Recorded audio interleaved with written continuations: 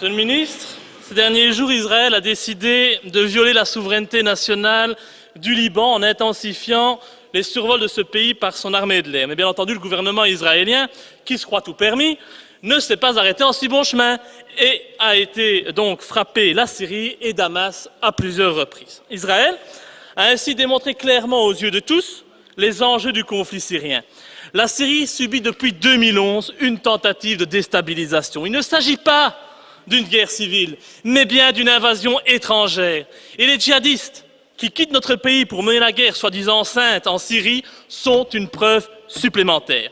Et le but, c'est de détruire la Syrie telle que nous la connaissons aujourd'hui, pour diviser le pays, affaiblir l'Iran et permettre au projet du Grand Israël de voir le jour. Dois-je vous rappeler que ce projet prévoit d'étendre Israël du Nil jusqu'à l'Euphrate, recouvrant ainsi la Palestine historique, le Liban, la Syrie, comme par hasard, la Jordanie, une partie de l'Irak et une partie de l'Égypte.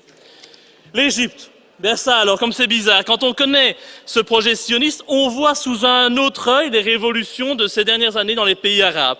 La montée au pouvoir en Tunisie, en Libye, en Égypte, d'islamistes radicaux, qui ne sont que les petites mains du Qatar et de l'Arabie Saoudite, jouent le jeu de ce grand Israël. Et le renversement du pouvoir laïque Bachar el-Assad pour le remplacer par un gouvernement américano-israélo-islamiste est une étape de plus dans la réalisation de ce projet. Et comme le disait Bernard-Henri Lévy, les printemps arabes, c'est bon pour Israël. Dès lors, face à ce qu'on doit appeler une violation grave de la souveraineté d'un État indépendant par un État voyou, comptez-vous, au nom de la Belgique, condamner les frappes militaires israéliennes en Syrie et exiger des sanctions à l'encontre du régime israélien. Et enfin, Carla Del Ponte a reconnu qu'il était prouvé que les rebelles syriens, que la Belgique et la communauté internationale soutiennent jusqu'à présent, ont fait usage d'armes chimiques, dont du gaz sarin. Et dans ces conditions, en tant que défenseur des droits de l'homme, allez-vous enfin revoir la position de la Belgique et soutenir le président Bachar el-Assad, qui est victime du complot que nous connaissons aujourd'hui? Je vous remercie.